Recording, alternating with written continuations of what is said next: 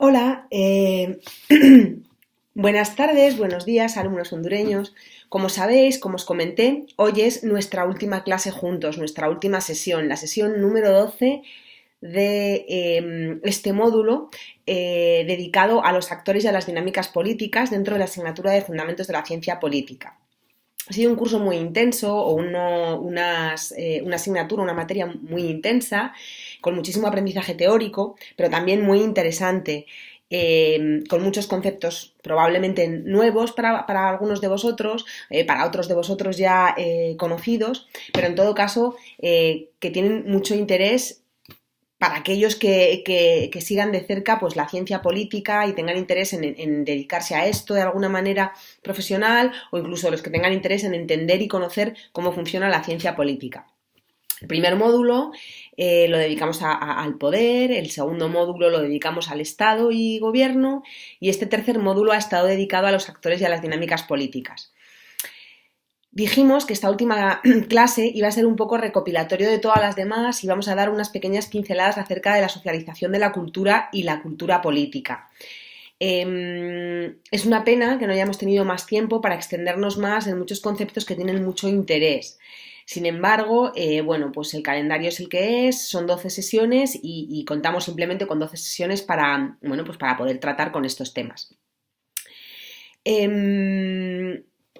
Os mandé el otro día, o Marta os hizo llegar, tanto información complementaria o algún material bibliográfico extra que apoya lo que estuvimos dando en las clases anteriores sobre partidos políticos y que creo que ya está colgado en el campus. Es precisamente sobre ese tema, partidos políticos, y también colgó Marta el otro día la evaluación, donde se establecen los criterios y el trabajo que espero de vosotros para poder evaluar los conocimientos que habéis ido adquiriendo a lo largo de estas 12 sesiones. Como habréis leído, como habréis tenido oportunidad de ver en los criterios, se pide que hagáis un repaso basado en vuestra experiencia utilizando los conceptos que se han ido explicando. Se pide que expliquéis el poder desde el punto de vista del poder en Honduras, que expliquéis el Estado y cómo se ha ido conformando el Estado hondureño, y por último que deis unas pinceladas básicas acerca de vuestra óptica o de vuestra percepción de la representación política de las elecciones y de los partidos políticos en vuestros estados, en el Estado hondureño, porque creo que solamente tenemos alumnos de allí de Honduras para esta asignatura. Entonces, pido que hagáis una reflexión personal utilizando los conceptos, una reflexión personal del contexto en el que os encontráis ligado con la ciencia política, utilizando los conceptos teóricos que se han ido explicando y desarrollando a lo largo de estas 12 sesiones. Como os digo también, bueno, os pediría que por favor respetarais los criterios de edición que se piden en el papel que os envié, y luego también os pediría que por favor me entreguéis los trabajos no más tarde del 15 de junio. Porque luego ya será muy complicado para mí corregirlos, y además ya empieza el verano, así entráis vosotros en las vacaciones de verano con vuestras obligaciones cumplidas y bueno, y se facilita la vida para todos.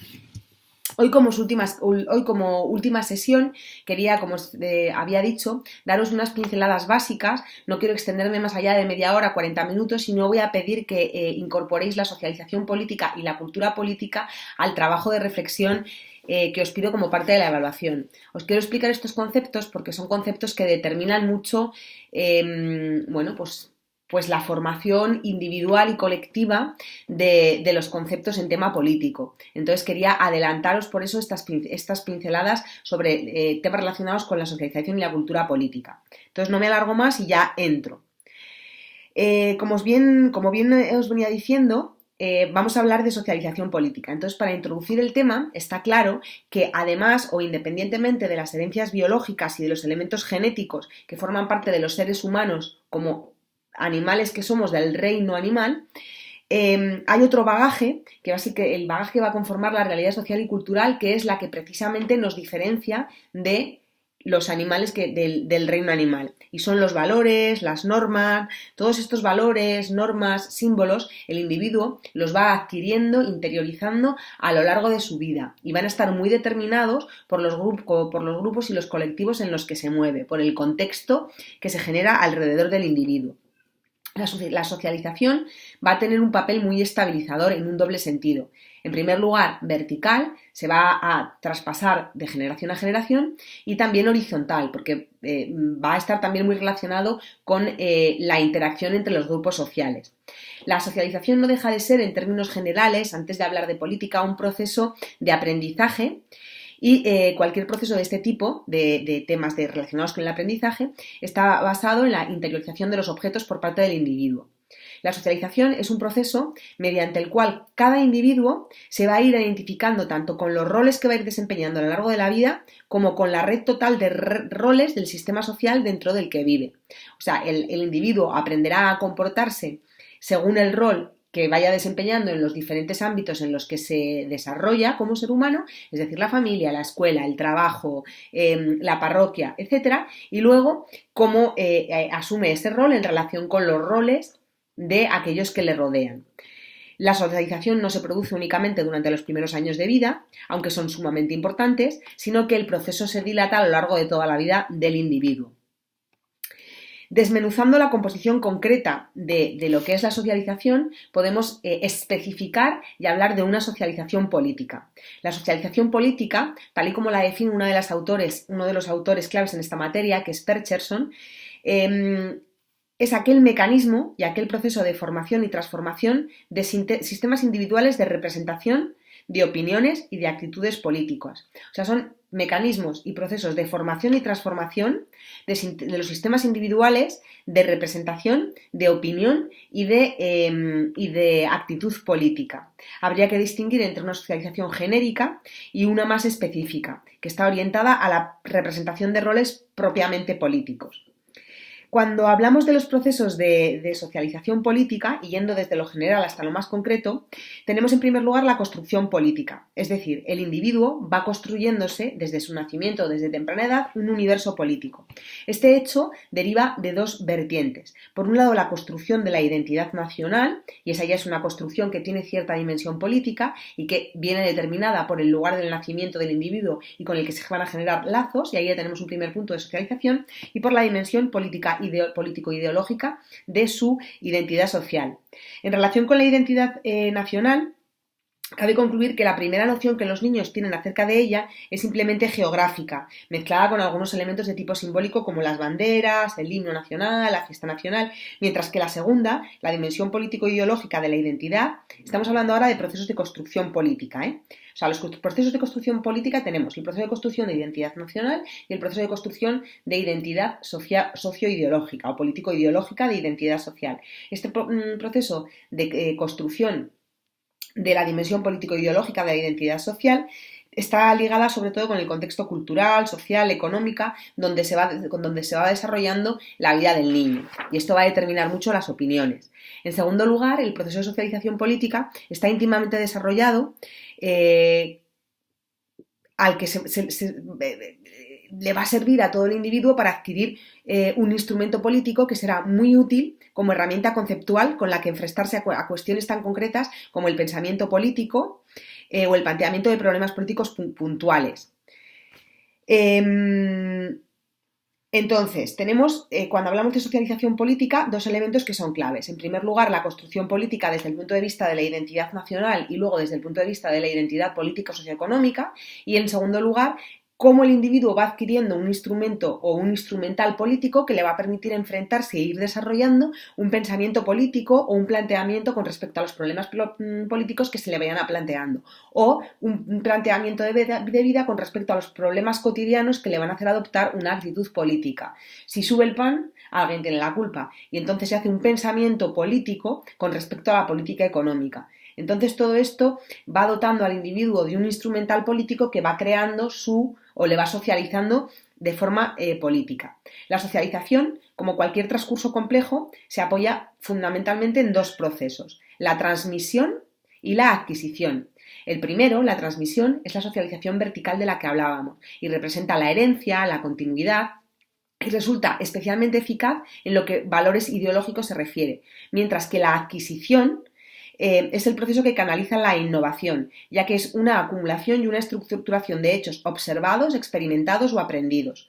Ambos procesos se apoyan en mecanismos que son difíciles de separar. En primer lugar, la familiarización y en segundo lugar, la inculcación. No sé si estoy yendo muy rápido. Cuando hablamos de socialización política, como en cualquier proceso de socialización, normalmente se hace a través de dos elementos, la transmisión y la adquisición. La transmisión es la socialización vertical que se hace por herencia con la familia y que está muy mediatizado por el contexto en el que vivimos, mientras que la adquisición es un proceso más individual y que está es un aprendizaje más horizontal y está más basado en la observación, en la experimentación, en la acumulación de datos observables que hace el propio individuo y con el cual se va conformando sus imágenes sobre el mundo.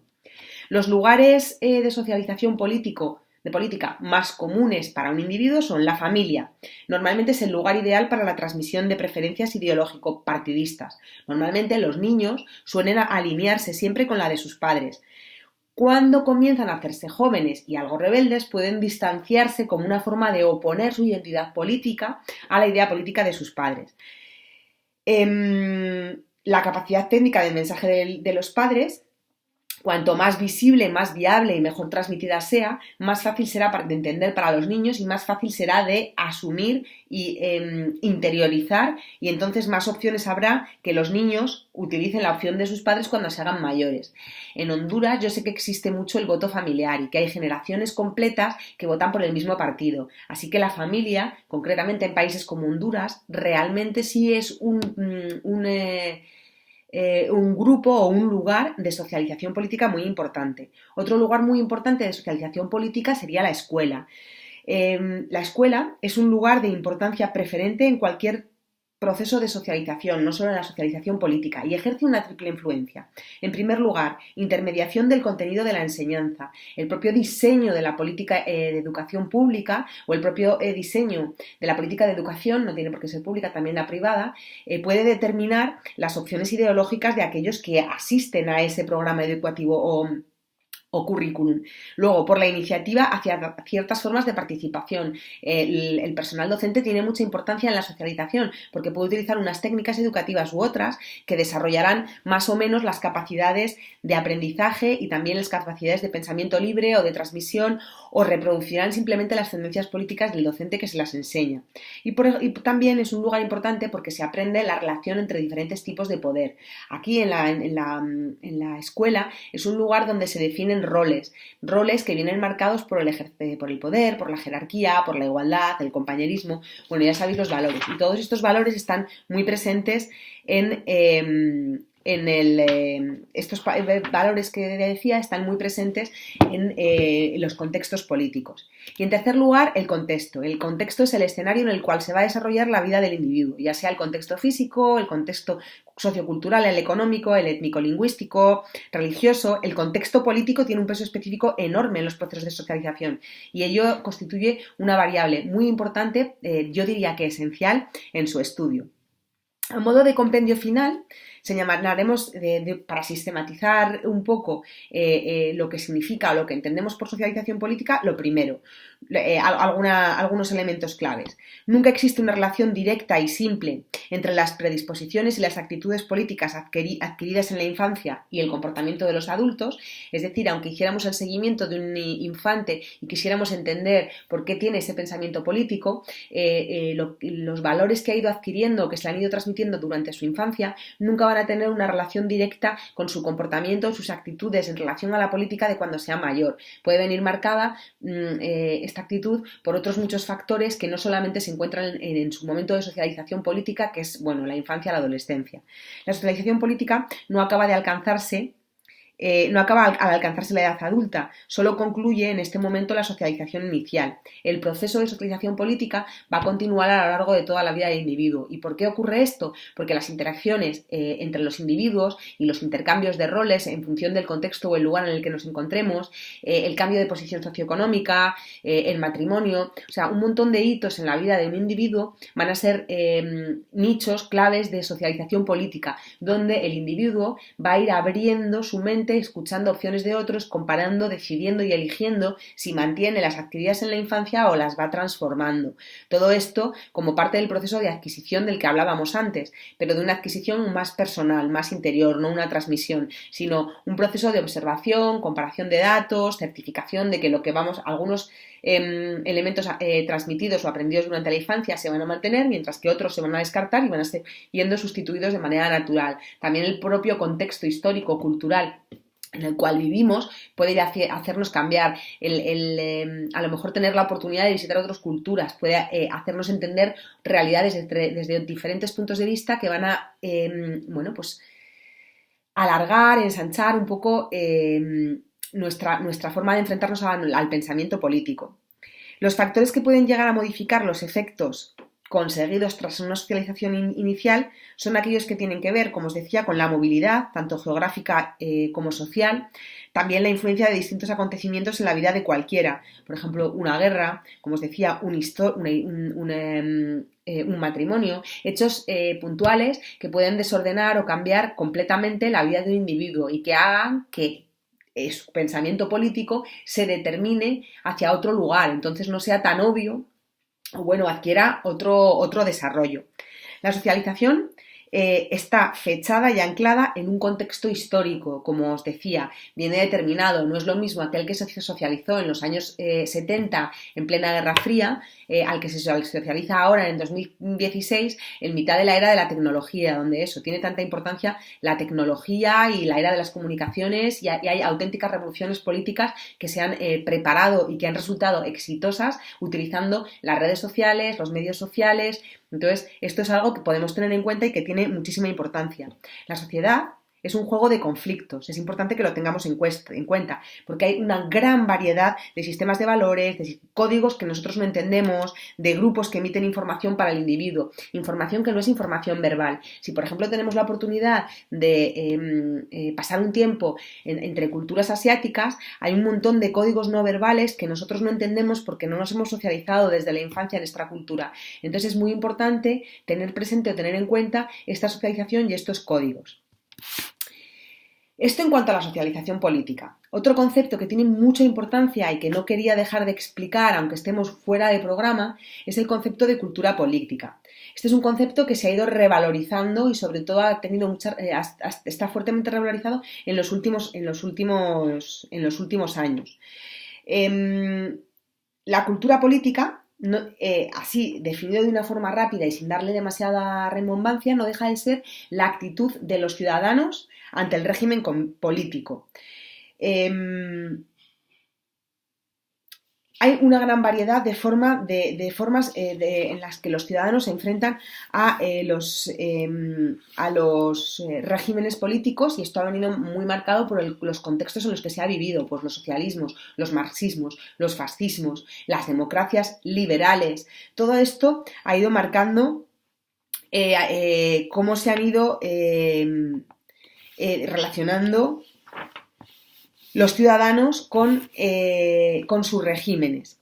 Pero para que tenga sentido o para que podamos entender cómo ha sido esta relación o cómo se puede sistematizar o hacer una tipología que sea explicable y entendible, que pueda ser sistemática y explicada, que se pueda sistematizar y explicar, vamos a hablar de 3 tipos de cultura: la cultura parroquial de súbdito, la cultura de súbdito participante y la cultura parroquial participante, o lo que es lo mismo, la cultura política localista, la cultura política de súbdito y la cultura política de la participación. La primera de ellas, la cultura política parroquial, es la propia de aquellos individuos que ponen de manifiesto poca o ninguna conciencia sobre los objetos que integran el sistema político nacional. Aunque podría señalarles como el propio de las sociedades con roles políticos poco diferenciados, También existen individuos insertables en este tipo que viven en sociedades muy complejas, pero que bien o por su situación marginal o bien porque mantienen un claro alejamiento intencionado del entramado nacional, no se quieren implicar. Son las culturas políticas, o sea, culturas políticas del localismo, se quiere decir, o las parroquiales, es porque la forma que tienen los ciudadanos de enfrentarse a los regímenes nacionales que adoptan esta actitud tiene una relación directa o tiene mucho que ver precisamente con la desafección, con la falta de interés. Se llama de súbdito o parroquial porque el ciudadano se deja llevar, no quiere implicarse, no se implica y simplemente se deja llevar con la corriente. Y esto puede responder o bien a su situación de lejanía con el centro, y entonces por eso se llaman localistas, o bien por su situación de marginalidad, aunque vivas en un centro geográfico. Puedes vivir en la capital de un estado y estar muy alejado de los centros de poder y que no te produzca ningún tipo de interés todo lo relacionado con la política, así que la forma de relacionarte con tu régimen sea nula, porque tu situación de marginalidad sabe que te hace entender que tu rol que tu rol es mantenerte al margen porque no vas a conseguir cambiar nada aunque intervengas, o porque no tienes interés, o porque tienes otras preocupaciones, o la lejanía o el alejamiento puede ser geográfico, que estés en un pueblo muy lejano al centro y que no tengas interés en relacionarte con el régimen nacional. La cultura política de súbditos son los individuos que conocen la existencia de un sistema político e incluso son beneficiarios conscientes de algunos de sus productos, pero carecen del sistema de respuesta, no participan. No participan para nada en los procesos de canalización o de demanda social. Así como el primer tipo se deja llevar y no entiende muy bien el sistema político, así que ni participa, ni se beneficia, ni vive completamente al margen, bien por su situación individual o por su situación geográfica. El segundo tipo, la cultura política del súbdito, que es otra forma de entender, o del ciudadano, de relacionarse con su régimen nacional, es que sí entiende que tiene derecho a una serie de asistencias y de beneficios. Este individuo sí que va a beneficiarse o a utilizar esas prestaciones que el régimen político le facilita, pero no va a canalizar demandas ni tampoco va a socializarse de ninguna manera con el régimen. Va a mantenerse con el régimen o con el Estado. No va a canalizar, no va a participar de ninguna manera en los procesos de participación política normales ni por los cauces. Se va a mantener al margen, pero de otra manera, porque este tipo de ciudadanos que conforman esta cultura política son ciudadanos que sí que saben de la existencia de un sistema político, sí que lo entienden y sí que lo utilizan. Lo que pasa es que no participan para conformarlo, no tienen interés en ese punto. Y en tercer lugar, tenemos la cultura política de la participación. Este tipo de cultura lo que hace es identificar a ciudadanos que conocen su sistema político, conocen sus roles y conocen las personas que los desempeñan y además participan como actores políticos en los diferentes procesos de articulación y canalización de demandas, incluso llegan o intentan participar en la toma de decisiones. Esta cultura política de la participación está claramente conformada por individuos plenamente conscientes de sus derechos, que pretenden, participar, quieren llegar al poder y quieren influir, y si no, son activos en la forma de canalizar sus demandas. Pueden ser miembros de la sociedad civil, no tienen por qué ser miembros de partidos políticos, pueden ser ciudadanos activos que participan en manifestaciones sobre temas con los que no están de acuerdo y que les afectan. Son ciudadanos que sí tienen conciencia del sistema político, sí tienen conciencia de sus beneficios, sí se benefician de aquello que les ofrece el Estado y que además intentan moldear aquellas ofertas hacia sus intereses, conformando sus intereses. Hay otros conceptos que están muy cercanos al de cultura política y que los quiero explicar. No quiero extenderme hoy más allá de otros 10 minutos, un cuarto de hora, porque no creo que tenga sentido, pero quería eso, antes de dejar cerrado este tema, quería daros esta explicación sobre socialización política, cultura política y algunos conceptos próximos para que tuvierais la asignatura completamente cerrada. Entonces digo, hay otros conceptos que están próximos al de cultura política y que a veces son confusos, como por ejemplo el de subcultura, el de contracultura y el de familias políticas. La subcultura es un concepto que se sustenta en la idea de que la cultura política homogénea sería un ideal. Entonces se pueden distinguir un conjunto de orientaciones políticas, hay una cultura política homogénea que sería el ideal, y dentro de esta cultura política se pueden distinguir subculturas políticas. A veces el término subcultura se utiliza como sinónimo de el plural de culturas políticas. Se puede hablar, forzando desde luego la situación de culturas políticas nacionales y la falta de homogeneidad que provoca fisuras en distintos sentidos que nos llevan a identificar varios tipos de subculturas. Existe una enorme variedad de subculturas o una enorme variedad de culturas políticas. Está la subcultura de la élite, también llamada la cultura de la élite o cultura dominante, y es la propia del grupo social encargado de dirigir el sistema social. A su vez, en ella, en esta subcultura o cultura de la élite, hay divisiones, subdivisiones. Están las dominantes dominantes y las élites dominantes dominadas. Ambos casos son clase dirigente. Pero las dominantes dominantes son las que están más altas, mientras que las dominantes dominadas son aquellas que se pliegan, que siguen siendo parte de la élite, pero se pliegan a los deseos de esta élite dominante, que son los que de verdad ejercen el poder. Ambos casos son clase dirigente, hay distinciones por las superposiciones de estrategias culturales, estrategias económicas y estrategias políticas. Dentro de subculturas también podemos distinguir el concepto subculturas regionales. Las diversidades sociales, económicas, culturales, lingüísticas, étnicas, religiosas, contextuales producen la demarcación y la existencia de diferentes sistemas de valores y de orientaciones diferentes que tienen que ver con la organización territorial del poder dentro de un Estado por parte de los ciudadanos que van a vivir en sus regiones. La existencia de este tipo de subcultura suele estar relacionado con focos de conflicto potencial o explícito, fundamentalmente por la consideración de desigualdad.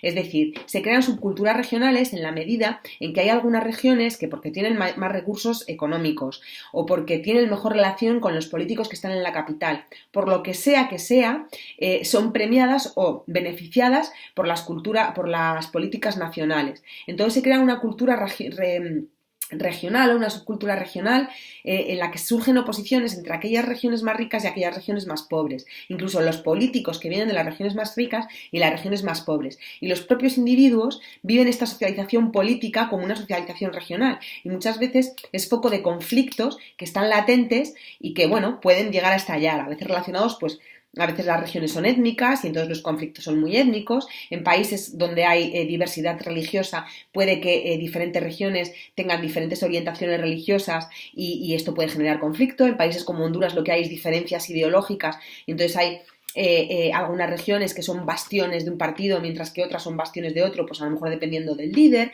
dependiendo de las tradiciones de voto familiares, y entonces esto hace que puedan generarse conflictos, a veces latentes, a veces específicos, a veces sanos, a veces insanos más o menos graves, que pueden acabar desembocando en situaciones graves. Otro concepto, además del de subcultura, que en ocasiones se puede confundir con el de cultura política o que es conveniente aclarar cuando se habla de cultura política, es el concepto de subcultura. Cada componente de la cultura tiene una réplica. Esta contestación puede explicitarse cuando la cultura dominante entra en crisis, bien sea pasajera o bien sea definitiva. Los efectos políticos de la contracultura se unen y entonces, al contrario que en el caso de la subcultura, que lo que hace es dividir, estos se unen y suponen un rechazo global al todo imperante, sin tener en cuenta ningún tipo de frontera política. La cultura dominante no sirve y entonces se crea una contracultura como oposición, que se define como oposición a la cultura dominante y que lo que pretende es unirse en toda su diversidad para poder desplazar a la cultura dominante y convertirse esa contracultura en cultura dominante. La voluntad de reunir no concluye en la formación de una ideología alternativa.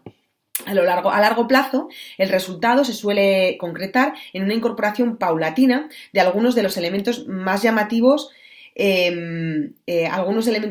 la cultura social. Sus máximos exponentes están en la música, en los libros, en los guetos, en la inmigración. Todo esto son contraculturas que a veces se aunan e intentan desplazar a la cultura dominante, o al menos intentan formar parte de la agenda de lo que viene a ser la cultura dominante. Otro elemento de mucha importancia cuando hablamos de cultura política son las familias políticas. Es reagrupación de individuos por afinidades selectivas. Sirve para medir el acercamiento y el alejamiento, la polarización de los sistemas de actitudes sobre el continuum tradicional de izquierda a derecha, construido a partir de una escala en la cual el término izquierda corresponde a las naciones de progreso, movilidad, modernidad y el término derecho al orden, a la conservación, a la tradición. El criterio de distinción entre la identidad y orientaciones políticas viene completada a la suma con una serie de datos. Normalmente las familias políticas vienen muy marcadas por la edad, el género, la religión, la profesión. Entonces, las culturas políticas en el continuum izquierda-derecha, utilizando esta división tradicional como decíamos, vienen muy marcadas y muchas veces se ve la movilidad de individuos de una familia política a otra familia política conforme van avanzando en sus acontecimientos diarios. Y luego, otro concepto que no quería dejar de explicar antes de acabar, y ya con este último acabo y cierro la sesión de hoy, que es una de las más cortas, es el de clivage. El clivage tiene un valor instrumental y explica pautas de conflicto dentro de los complejos sistemas políticos. Un clivage, si lo buscáramos en el diccionario, vendría a definirse como corte, como brecha, como hendidura, y es un sistema de oposición por algún tema que tiene un valor instrumental y que marca una serie de pautas de conflicto en complejos sistemas políticos.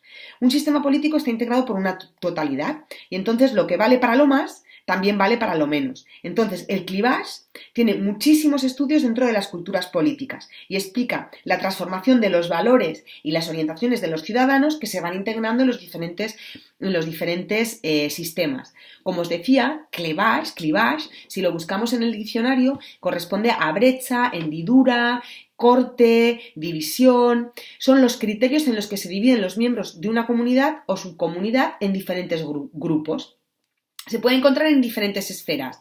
Se puede localizar en el sistema político, en los partidos, en el interior de un gobierno.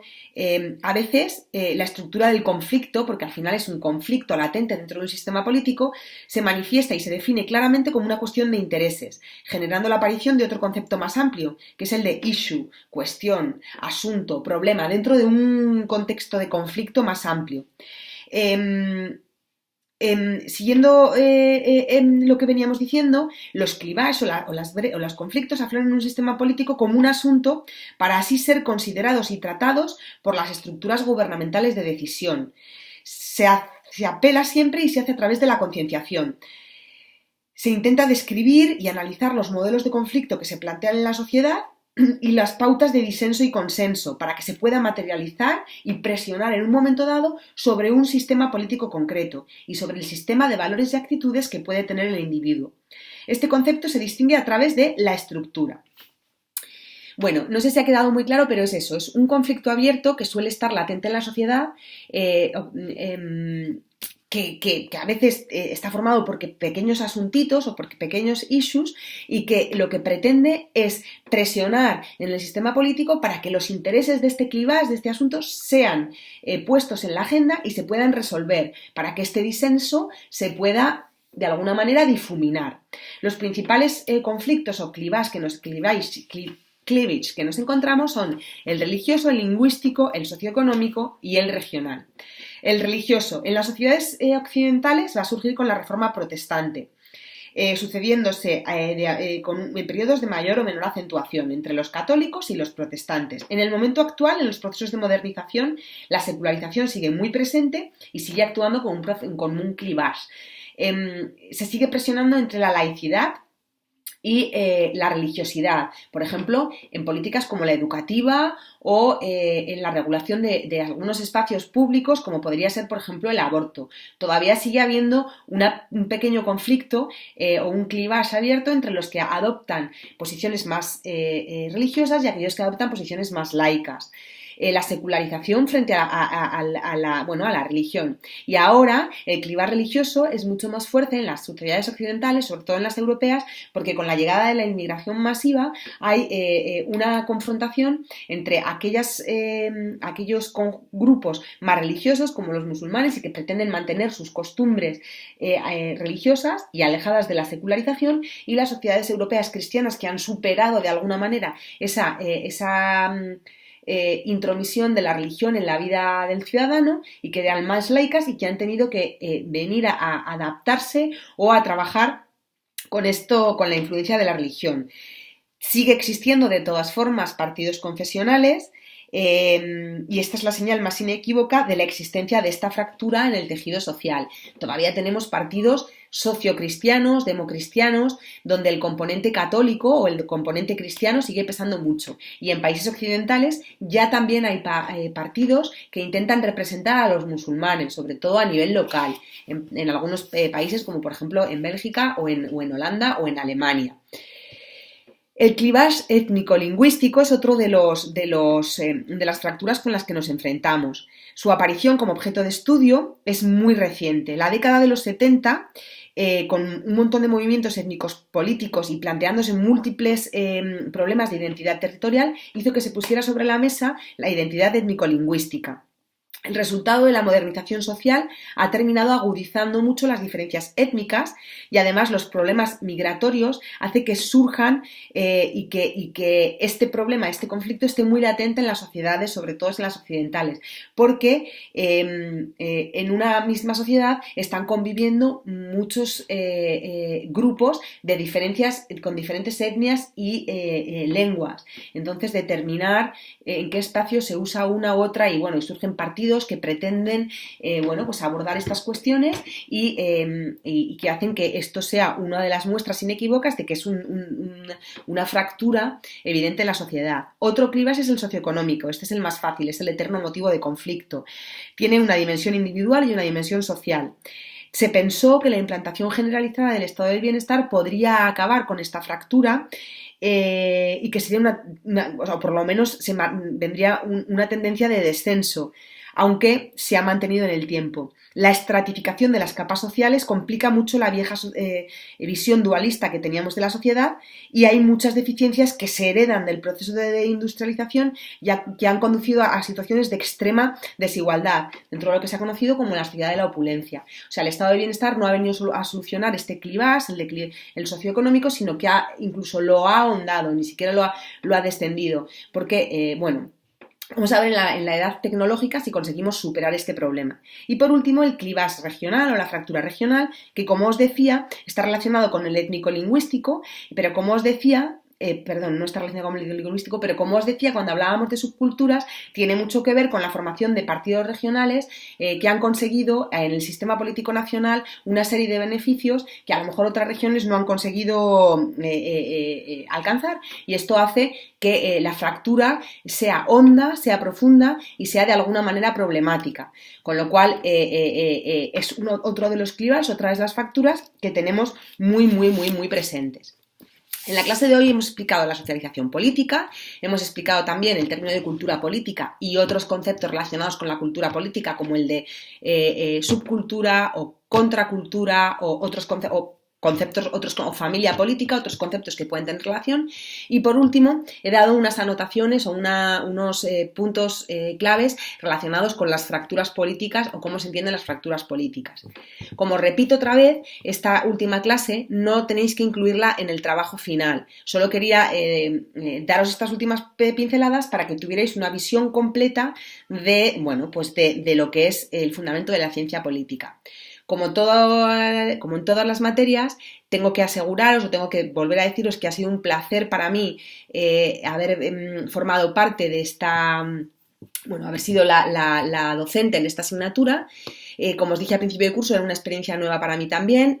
Tuve que refrescar muchos conceptos, leer mucho, ponerme muy al día, porque esta asignatura concretamente no la había explicado en este formato. Entonces ha sido un reto muy interesante, pero un gran desafío para mí, pero me ha permitido refrescar muchas de las enseñanzas que creía olvidadas. También vuestras preguntas, vuestras inquietudes, vuestro trabajo final, nuestro trabajo conjunto a través de vuestras preguntas y a través de vuestros mails ha hecho que de verdad haya sido una experiencia muy, muy buena. Como os repito al final de cada clase, os pido que cualquier duda que os pueda surgir me la hagáis llegar al mail Os la contestaré con mucho agrado, como siempre. Me podéis contactar también por Skype si tenéis la necesidad. Y os pido de nuevo que por favor los trabajos leáis las pautas tranquilamente, entendáis bien qué es lo que se está pidiendo, escribáis conforme a las pautas. Para ello tenéis que escuchar atentamente las clases que se han ido impartiendo para que podáis entender los conceptos.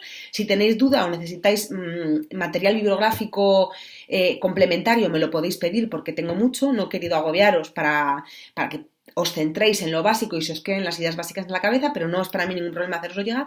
Por favor, os pido que os ciñáis al guión y que me enviéis no más de 15 páginas, no más tarde del 15 de junio. Y que, por favor, seáis capaces de tocar todos los conceptos que hemos ido viendo a lo largo de estas 12 sesiones. Si conseguimos esto, habremos superado la asignatura con éxito todos. Un fuerte abrazo y muchas gracias por escucharme sesión tras sesión. Os veo en la próxima.